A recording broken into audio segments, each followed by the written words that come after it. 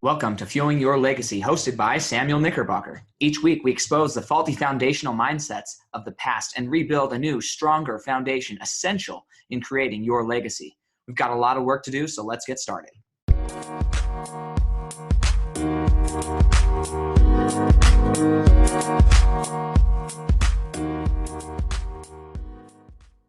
Welcome back to Fueling Your Legacy, and we are going to have an awesome guest. I don't actually know how to say his last name, so I'm not going to butcher it. That's why we never use it. But his first name is Erik, and he's awesome. I first met Erik at a conference for personal trainers, and he talked about health and kind of blew my mind with a lot of different ideas, things that I've already had been thinking about the gut and how significant it is in a health situation or health recommendation, and how everybody's gut is potentially different. So dietary things might be different for each person. And I really like that. Since I've been following him on Facebook, I've also seen other things that he's been posting. I just really like the way he thinks about legacy and how health is tied and important to legacy. So Erik, if you want to just introduce yourself and share with these people who you are and why you're so passionate about this. Okay. I'm Dr. Erik, guys. And my last name's Schlobohm. That's why we don't use it. We avoid it because it's just a mouthful. So I am a chiropractor and a functional medicine doctor. I've been doing this for about 13 years now. Prior to that, I was a personal trainer for about 12, 13 years. So I've pretty much been involved in health stuff for my entire adult life, probably since my 24 years old. It's pretty young. So, yeah. So that's cool. And I kind of got into all of it by I guess just, I don't know what you'd call it, happenstance. I really didn't know. I had, for years, I'd wanted to go to medical school, and it just, the way things had changed in health and stuff, the more that I learned about health, the less I agreed with the medical model. And at the time when I got into personal training, my ex-wife was going to school for an actual education and health education. And I kind of pushed her into personal training versus like working for, whatever health organization. And that's where I kind of found I had a passion for, I'd always had a passion for working out, but I had a passion for just the whole human anatomy and physiology. And then when I had a buddy that had gone to chiropractic school when I was looking to make some changes. And when I got into chiropractic school, a couple years in, I really get down the road of the functional medicine thing and just neurology and clinical nutrition. And so that's what's kind of driven where I've ended up being the last 13 years. That's awesome. And what, so you say things have changed. You kind of learned as you were learning, you found things you didn't like, things you did like. What do you feel like has changed the most out of the industry since you've been in it? In just the health industry as a whole? Health industry as a whole. Well, I mean, you look at the health industry as a whole, man, it swings, we're on, a paradigm shift right now. Again, for the last, 60 years, we've been, teaching stuff that we just know isn't true today. Like, you need to avoid fat. We need to be low fat, which is absolutely not true. But that was a major paradigm that drove, the entire health and food industry, for 60 something years. Cholesterol. You look at any drug that's on the market today, that's come out of the past 60 years health paradigm. And all of that is changing. We're proving these things to be wrong, but the downside is that paradigm's been running so long, it's going to take another 10, 20 years even to get off of, that stuff. I mean, studies are coming out today showing this stuff, but still the majority of the medical profession in particular, anything that's tied to pharmaceuticals is still preaching this stuff. So, I mean, and you look at we have a health epidemic in this nation today. And, the last statistic I saw was like, if we don't do something right now, we will financially bankrupt the country in 2026, just on healthcare alone. That's not including anything else. So that's a pretty damn big epidemic in my opinion. But most people are just driving along, no big deal to me. Like until it happens and it affects you. You know, there's a saying that until the unaffected become affected, they will not make a change. Never heard that one. That's a good one. That's a way good one. I stole that from a buddy of mine who's also a chiropractor. That's good. Yeah. So, and what do you think do you think it's all pharmaceuticals that are slow to change? Is it that they want more evidence before they make a drastic change, or what's causing the evidence is there? It's financial industries that are tied to this stuff. I mean, you look at the pharmaceutical industry. I mean, they are not going to give up their stronghold on stuff anytime soon. But the pharmaceutical industry doesn't fix anything. They create customers. There is nothing that they've cured at all. I mean, it's just, and you look at, so you take any of the major medications that are out there, they haven't changed the incidence of, cardiovascular disease, diabetes, cancer, hormone problems. They haven't extended the life of what people are living under these things. Like, it's done nothing. So that's a pretty big failure in my opinion. And people don't like to hear that, but we live in the magic pill society. We all want a solution now, and we don't want to work for anything. So if I get overweight, I want an instantaneous resolution back to us. If I get cancer, I want an instantaneous solution to undo this. Nobody wants to look at what they need to do to work for that. Same thing, like we were just talking before the podcast, like my kids, like, I want a $40,000 car now. Well, dude, sorry, you're going to have to work and save for quite a few years before you can do this. Right. But they don't get that. How much do you think it plays into like the other? Because I guess this is where my mind goes when the topic of health comes up. I think, well, I could go try and be all really healthy, but it's almost impractical in a lot of cases. I feel like, right, just because the society's not built, not just pharmaceuticals, but the society's not built to live a healthy lifestyle. Exactly. That's our problem, is when you look at where we have come as a society with, since just the advent of agricultural, but then as we've made technological advances and everything, we're at a level now of more toxins in the environment than we've ever been before. Like, there's not hardly a clean source of water anymore. There's not hardly a clean source of air to breathe. So it's, I always say you got to control what we put in here, breathing and food wise, and then you got to control the chemical exposures that we're, getting exposed to. So that's the hard thing for a lot of people, is we live in this, in a generation now more so than ever where, everything's convenient. So they're, getting toxic chemicals in their food because everything's laden with pesticides and, whatever else.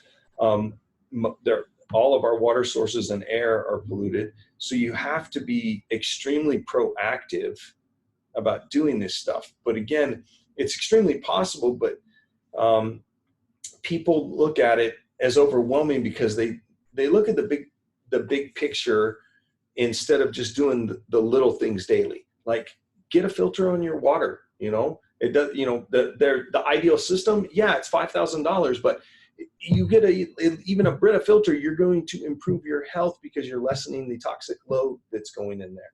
You hear people all the time say, well, I can't, afford, the type of foods that, like say all organic and grass-fed meats. Okay, well, that still is going to be eating just conventional vegetables, and regular meat is better than eating processed foods. Stop eating, stuff out of boxes and out of restaurants that was frozen, put in a box and then reheated and put on a plate to look like real food.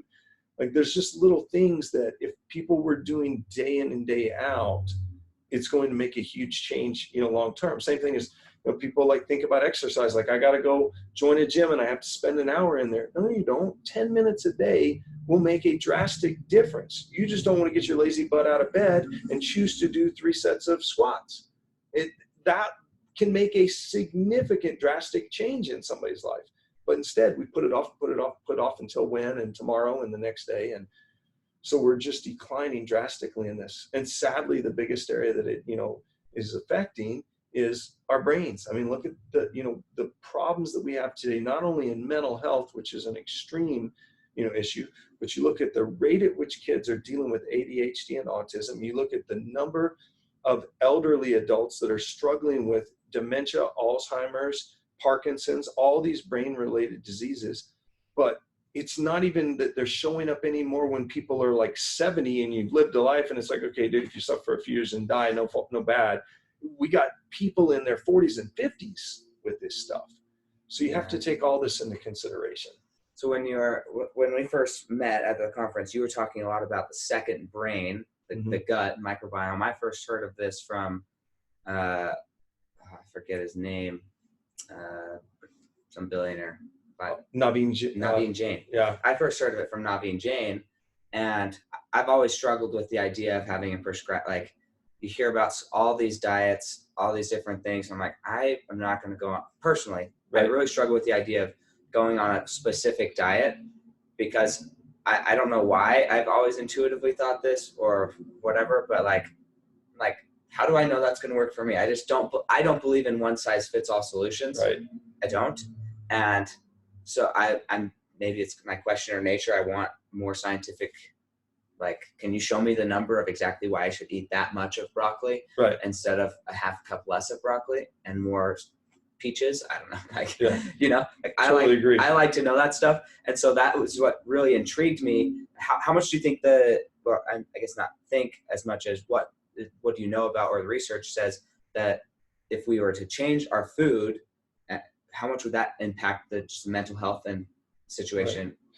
Well, drastically. I mean, speaking of Naveen, he just put a post the other day that was just fascinating to me because he was like, what if this is the real brain and this is just the puppet? This is the puppet master, this is the puppet. And, we know that we are more microbes than we are ourselves. Like, we are predominantly microbes in our gut. We're just a host for these things. They are pulling the strings on so much of what we do, like whether we're fat or we're thin, what goes on as far as how our hormones and neurotransmitters and stuff are made. And we have seen as agriculture has come along, and then sanitation, all these different things that have changed, technology, cell phones, EMFs, et cetera. All of these different things that come along have effects and change the balance of these different bacteria and viruses, et cetera, that live in there. Idealistically, they live in a symbiotic environment, but as they get damaged, you get an overproliferation of one or the other, too much of one or too little of another. And so more and more the research is showing how important it is, how big of a role these gut microbes play in all of these things, and what we need to do to protect it. And what we were talking about earlier, just even here, when we look at, studies of Europeans versus us here, they still have many more of the ancestral strains of these bacteria in their gut, and they're overall healthier than us, which I believe is due to the EU's stricter regulations against toxins and chemicals that are put in their environment. They're extremely strict over there on stuff. And so, over here, you look, in the States, it's like, there's hardly anybody when we talk about glyphosate, in a pesticide that they even have paid attention to what it was until just recently with, a multi-million-dollar lawsuit being slung down against Monsanto or Bayer now. But yet most of the EU has banned that stuff for years. So all of these things are what are playing a big role in the changes of, what's going on, and we have to take those into consideration. But again, as you said, that we know like this much of what's really there. I mean, they just barely, like I would say not even 10 years ago, and I can't remember the first year they mapped the entire, the microbiome, and we still don't understand it all. So we're getting more and more of it, but I think that's why you've seen my podcast. I say, man, get back to basics, do the simples and focus on the things that really matter. modern medicine has tried to compartmentalize. So like you look at the modern healthcare world, you don't just go see a doctor anymore. You see a specialist for endocrinology, or you see a specialist for, cardio, a heart surgeon, whatever. It's extremely specialized, but the body's not like that. It all works in unison and conjunction. So, and you usually have to dig deeper. And again, we go back to ancient medicine. Where does almost all disease start? In our gut. So it's probably a good place to start in our strive back to health. Yeah, that's interesting. I need to do more research on it and start following Naveen a little bit more closely and some of these other people who focus on that. If that's what makes the most sense to me. Yeah. Is that being control. But I think how much of, so this is a debate that I have with myself and some people who not really a debate, but good conversation. How much of your thought control, like, are you able to think and have your thoughts control things, or is your thoughts only based on what your gut is telling you? Right. So that's another big area of study that absolutely fascinates me. I think I just put a post up about this the other night. I was talking about I'm reading a new book that has just come out called Behave. And it's fascinating to me over, when we look at, we know very little today still about how consciousness works and what role it plays. But we know that thoughts affect our feelings and our feelings affect our thoughts. But the same way, we know that, again, like we were just talking, our gut,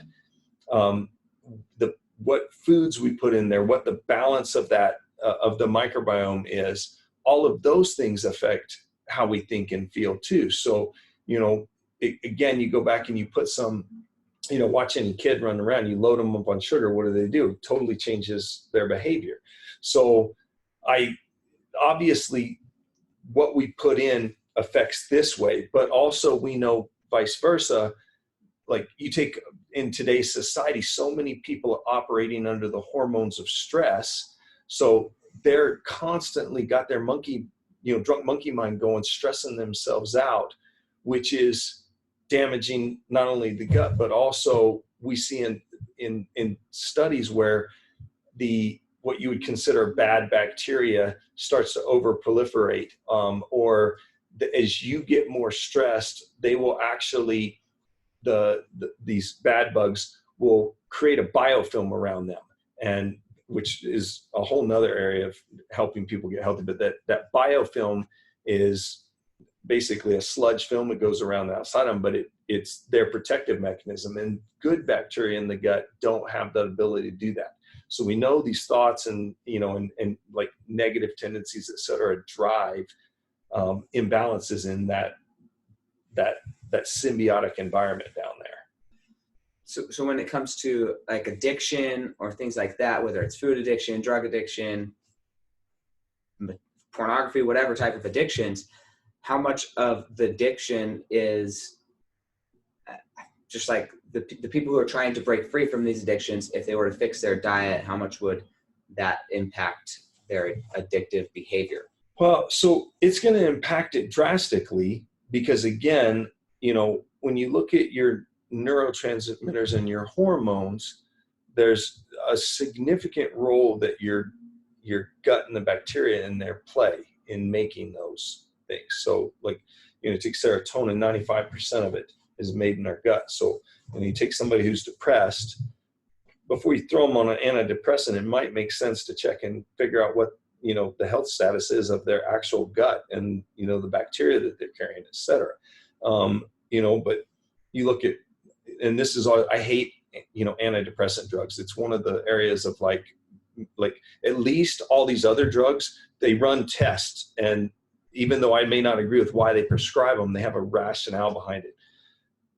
Antidepressants are like, hey, Sam, you look like you're a little depressed. You feeling that way? Yeah. Okay. I think you need an antidepressant. There's no test. It's just a judgment call on the people that are prescribing these things. So it would make a whole lot more sense to me if somebody's struggling with that. It's like, okay, well, let's get a stool sample and figure out what, your gut microbiome is looking like. Let's take, testing the level of your neurotransmitters and your hormones and see what's out of balance here. But the other big role in that, it goes back to kind of, again, what we were talking about for the podcast also, we got to remember our brain is like a computer. So it runs on what we program it on. So if you were, raised in some shitty environment, alcoholic parents or, whatever, take whatever bad scenario is, you have that program. By the time we're 9 years old, we're pretty much programmed in there. So to change that programming is very much like learning a new second language. You have to rewire these pathways. I just was reading the other day in this book, Behave, about that. Like, so much of what we do is based on our reward system and dopamine in our body.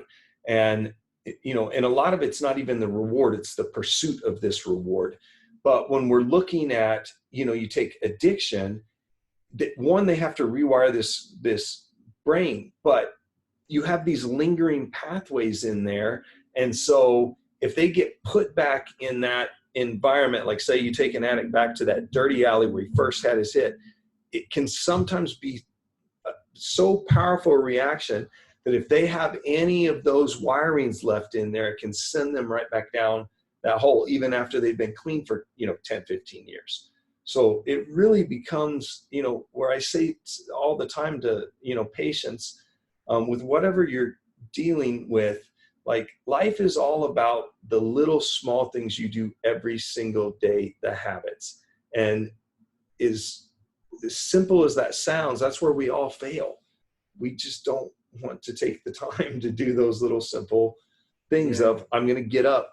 I'm going to take some time for me this morning to decide what kind of day I'm going to have. I'm going to meditate. I'm going to plan it out. I want to wire that pathway so that I don't let it get, run off by whatever the latest thing is on social media or, the news channels or whatever are telling me. Yeah, I don't know. I'm sure you see it a lot more, but from my perspective as not in the health industry, I feel like your position is more unique than not, as far as like from a marketing side standpoint. There's no flares of what you're saying. There's no like, do this one thing. And so there's nothing fancy about it. It doesn't help with marketing, man. No. You need to not just kidding. No. You need to come out with something better. No, but really it's that simple. And it is something for me. It's like something I have recommitted to this year. I'm going to do is journal every day. Right. And take that time to meditate. It's my favorite form of meditation, but it got derailed a little bit when I had my first baby. That'll do. It was just like sleep cycles were all off, and I think what I have discovered now is it was more of like a societal saying, oh well, once you have a baby, this is what life is like. And so because I knew that everybody understands this is what life is like once you have a baby, then I was willing to kind of let myself down and not keep myself super accountable in that regard. Right. Because well, if everybody else is slacking off once they have a baby, then I don't have to go to the gym anymore, or I don't have to eat healthy. I don't have to worry about my sleep cycles. But I think it was more of just an excuse. So this time when we have a baby, I'm going to be a lot more intentional with like, no, I'm just going to keep my schedule. Right. And that's okay. Sleep is another big area that not a lot of people talk about, but one bad night's sleep can derail a lot of things from a health standpoint. And again, there's a huge, this whole gut-brain connection affects everything. And so when we see a lot of people that, that is, I always say, if you can't get sleep, you can't heal. That's when your body heals itself. So if we're constantly running on inefficient recovery repair time, I use the analogy, it's the same thing. It's like you taking your car and pushing it to the last limit on when it needs an oil change, when it needs a tire rotation, when it needs new tires, when, anything that would be maintenance wise, you're eventually going to set yourself up for the thing that brings the entire house down. And that's the way most of us, as I said, live our lives, because we're living in this day and age constantly out of the hormones of stress because we don't take time for these things.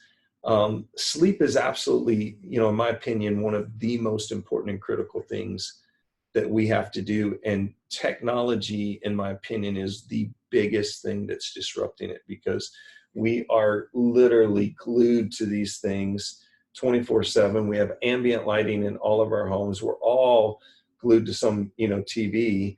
Whereas you look at, like, you go back before all this stuff, what did people do? They woke, and rose and went to bed and sleep with the rising and the setting of the sun. You go back to the 1800s, before we had electricity, it was like, okay, guys, the sun's going down. Let's eat dinner and then break out the candles, and, mom's going to read a book, until the candle goes out. Yeah. And then it's like, man, I'm tired. Yeah. Because your body is telling you this. So now in this day and age, it's like we have this light cranking up, the hormones in our body, cortisol, things like that are keeping us up. You see some people like, yeah, I'm dog tired, but then I catch this second wind. That's all these things triggering and telling the body, hey, man, there's light out. We're supposed to be up. But no, you're not. You're really supposed to be going to bed. So getting out of a lot of this stuff, turning off these things. Like I tell anybody, like my kids, I'm like, dude, the last hour before you go to bed, man, get all electronics shut off so that your body can start to, regulate down. So do you, with the technology and things disrupting sleep, do you think that there's a certain amount of sleep that everybody needs, or is that more individual specific? Again, like some people don't need as much and some people need more? Yeah, individual. I mean, you made the point at the beginning of this podcast, about diet stuff. Like I've preached this for years, like you name any diet out there, it's a tool and it can be useful. But to sit here and say there's, one way people should eat, or what your body may need versus what mine, or, a female's or kids or something, is all very different. So I hate diets because, people get on to like the latest, greatest craze trying to achieve something without thinking at all about, how it's going to affect their body, what's actually wrong with their body, what do they need to accomplish, et cetera. And so that's the same thing for sleep. You look at the average, person really needs probably somewhere between 7 and 8 hours. But there are people, I mean, you look at freaking Johnny Carson, I can't remember now, it was something crazy. Like I do stuff like 12 or 14 hours a day or something. But he just didn't function on anything, less than that. And then I've got, patients like some just like executives that they literally function on 4 or 5 hours, of sleep, but all their markers are, tests are fine. They do really well. If they get more than that, they actually feel, more tired. So me, like I've noticed that in my life, I am kind of a 6 to 7. If I get too much more than that, then I'm dragging during the day. But if I'm under that, like when I've run plenty of times in my life off 4 and 5 hours, and it takes its toll. And the downside of sleep is when you miss it, you can't ever get that back. They've shown there's really no recovery period for that stuff, and the toll that it takes, for example, like on our brains and stuff. So it's just critical, one of those critical markers of health that we really need to pay more attention to. Yeah, I think I'm more of a 5 to 6. That's when I feel the best. Right. Sometimes I'll sleep longer, and then it's like if I sleep longer, then I got to sleep like 3 hours longer, and then I'm slow the rest of the day. Right. It does not do good. But if I'm waking up, it's probably closer to 6. If I'm waking up at 5 and going to bed at 11, then I feel good. Right. Throughout the day, I feel energized. And, and that's the most important thing I try to teach people too is, man, listen to your body. It tells you what you need. Like I have absolutely no problem if I know my body is telling me I need to take a 2-hour nap today. 9 times out of 10, I'm going to listen and go do what that is. If it's like food, pay attention to your food cravings. There's usually a hidden signal in there. People may not necessarily know what they are, but there are signs that they're telling them, whether that's nutrient deficiencies, whether it's you're derailing, again, hormones and neurotransmitters because you're eating the wrong foods. And so you're crashing and, burning all the time. There's just, if we got back to like our ancient ancestors, they were very in tune with their bodies, very in tune, and they listened to what was going on. Need to get better at it. That's why we're trying to share this with people, is there's always something new that we can do there, or I don't know if it's new. It's more like we can be reminded of something that's been around for a long time that we need to get going. I wonder or I want to hear your opinion of how important then health is. How important is health in a legacy as a component, but what would like a legacy of health look like? Well, let me ask you this. What do you define as a legacy? And what would most people say? Yeah. What's the purpose of it?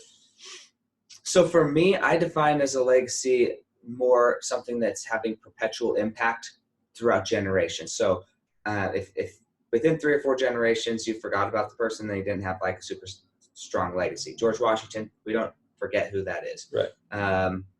The Dalai Lama. Like there's tons of people that have done something so impactful for the world that we didn't forget about. And part of legacy, in my opinion, is actually marketing your legacy, right? There's a ton of people that I'm sure are just lost in history. They did incredible things. They discovered incredible things, but because they were never marketed, we'll never be able to know who to credit that to.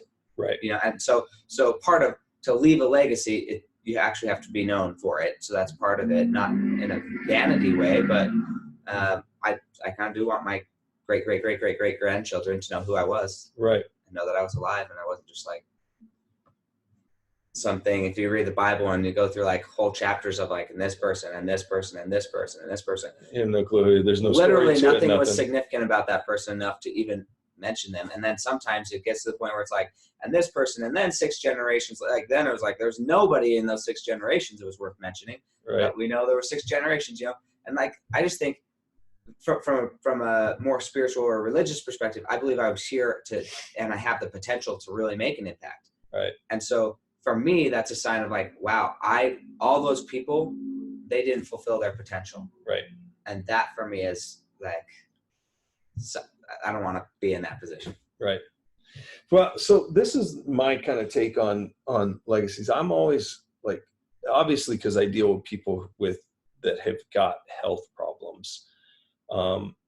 What we used to see as health problems, 100, 200 years ago, were rare, like people either, died from a very old age or they died from some extreme disease, that set in. Today, we're dying from, most things that have to deal with obesity, metabolic diseases, insulin dysregulation. Those are the things that are affecting all of these diseases. And when you think about like, what's the purpose of living to 70 or 80 years old if you struggle to walk up a flight of stairs, if you can't, do things without pain, if, it's a burden to try to focus on a conversation with your grandkids because your health is so shitty.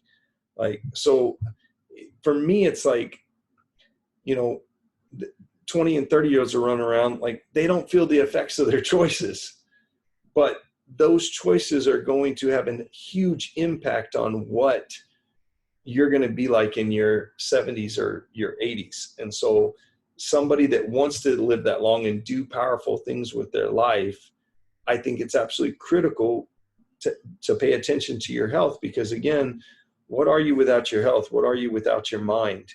I encourage everybody, like, we don't think about this stuff. We may think, when we think about debilitating health things, like I was watching, what was that freaking movie with, God, I can't remember man, I'm having brain farts now too, man. I need to work on mine. The president that was, confined to a wheelchair, yeah. And they're, talking about, a lot of that was done with polio, but imagine, just going through life with something where you are hindered physically. That's not like, the feel-good stories of the guy who lost his leg and now has an amputee replacement, and he had the mindset, he's just like, screw this, I'm not going to let this impede me. But for anything that you could, that happens like that, just say from like a diabetic situation, somebody loses a leg, it's like, dude, you lost your leg because you made stupid choices, not because you were, Right. injured in war or because you had some disease hit you. And that's what we are seeing more and more of today, of people that just, they don't care, they don't prepare. And, it's the same thing, like, I'm sure in your field, I was saying before this, how in my mind, intimately health and wealth are tied together. When you see somebody, at whatever stage they get to the end of their life and they're completely broke, you have to go back and go, dude, well, it's probably because of choices you made throughout your life, not because you were destined to be this way. Right. So if you don't want to be destined to, have one of the bazillions autoimmune or chronic degenerative diseases, which right now, anybody listen to this, statistically, you will be. That is the statistics today. There's, over 70% of the population is overweight or obese. When you look at statistics on kids with autism, we've gone from 1 in 10,000 to now we're 1 in 40. That's insane. 1 in every 40 kids it makes you not want to have kids. I mean, it's like playing Russian roulette with these things. So everybody is literally a statistic if they do not take their health into their own hands. Yeah. And even more important, you want to talk about a legacy, okay? What you do is most likely what is going to be handed down to your kids, because what they are seeing, what they are practicing, what they are doing is going to become hardwired by the time they're 9. And so if you got a kid that's been fed chicken nuggets and Oreos since he was 2, because he doesn't like healthy food, because his parents don't cook, because they never learned how to cook, because they live off processed foods and they're 200 pounds and they have got diabetes, there is a significant chance, like in the 90 percentile probably, that person is going to turn out the same way, because they haven't learned anything different. And it's hard as society as a whole gets sicker and sicker that we're teaching anything right to the younger generations. Right, because it becomes more of a norm to be sick, and so everybody just thinks that's the normal. I just had this conversation with my daughter the other day. Like, she is just like, Dad, every one of my freaking friends is on some prescription drug, because that's the solution to everything today. And she's sitting there going, because she's obviously had me beacon in here at a time. She's telling her friends, maybe if you didn't eat all that shit, you wouldn't have these hormone problems, or you didn't eat all that shit, you wouldn't be depressed, or, why don't you get out and like exercise instead of sitting on your damn, Instagram all day. Right. Like, but that's the norm. Yeah, it's crazy. It is crazy to think about. So where are some resources that if people wanted to learn more about their gut, more about their some of those things about just like going back to the simple day-to-day things. But what are some resources they could go to, different books or? One of the best books that I've been recommending lately that came out this last year, Max Lugarby wrote a book called Genius Foods, which really is about way more than food. And it is, it's easy to read, but it is packed with like just tons and tons of knowledge stuff in there. So I highly recommend that to, almost all my patients and anybody who's looking to understand about food and health related stuff. And there's stuff that goes into gut in there too. Like it encompasses the most amount of stuff in a single book. The other book that there's 2 really, but I highly recommend to almost all of my patients to read a book called The Untethered Soul, which goes into that mindset stuff and our thought processes and how much a role it plays in, what we're doing. I don't think a lot of people stop and think about this, on a regular basis. Everything's energy. So whatever thoughts we're having, good or bad, that's the signal we're putting out, and that's the signal we're getting back. And most of us are running on garbage signals. Hence, like we were, talking earlier, like if you go and down a whole bag of Oreos, does that make you a bad person? No, it's just a bad choice you made. But we internalize that as I'm so bad.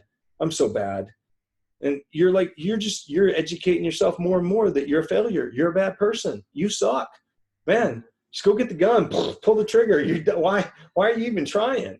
But that's the way we think about things. And so that book does a great job of helping people to understand the thought processes and a better way of looking at things and not labeling ourselves. And I think Travis just did a great post about that the other day that I saw that was so good.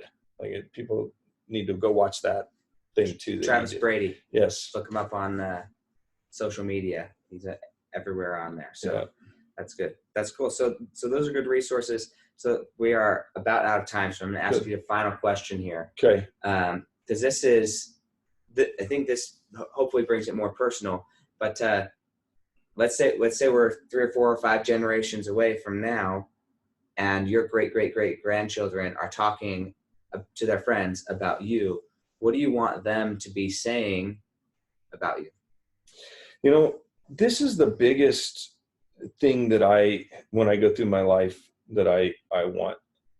I don't want to get stuck. And I tell my kids this all the time.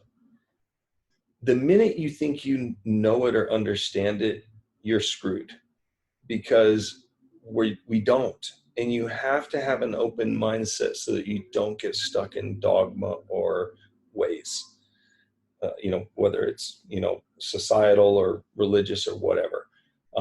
So I am constantly keeping an open mind and changing then as more information comes available.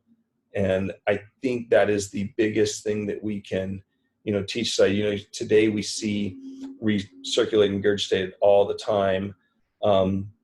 What's his name story of, I didn't fail. I just figured out 10,000 different ways, before I could create the light bulb.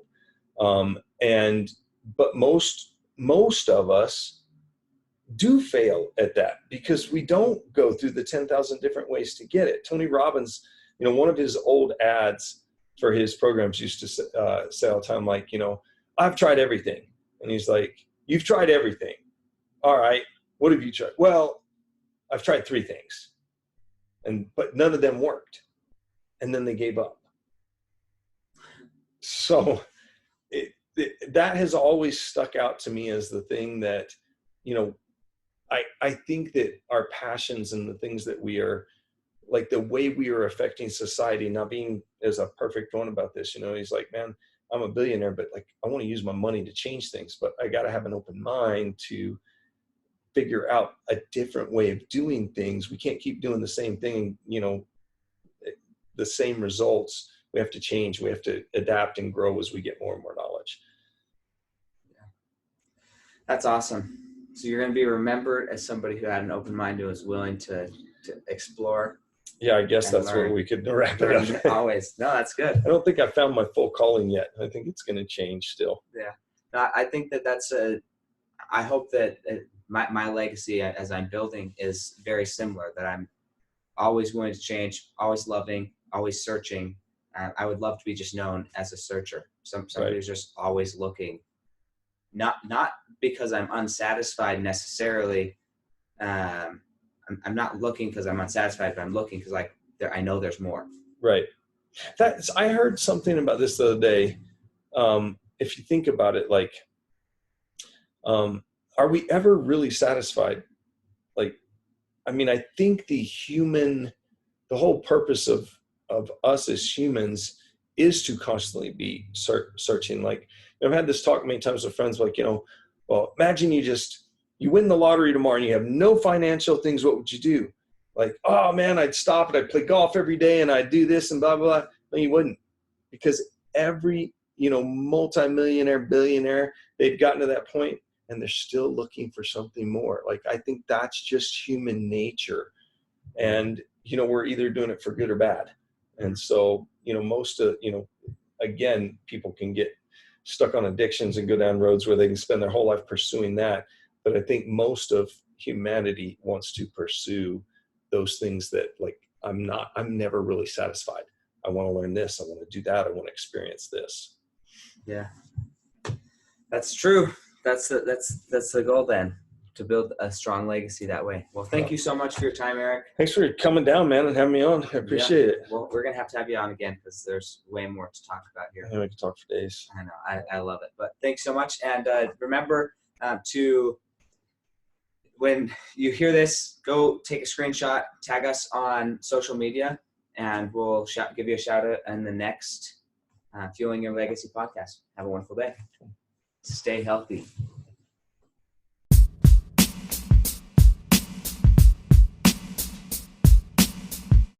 Thanks for joining us today. If what you heard resonated with you, please like, comment, and share on social media. Tag me so I can give you a shout out on the next episode.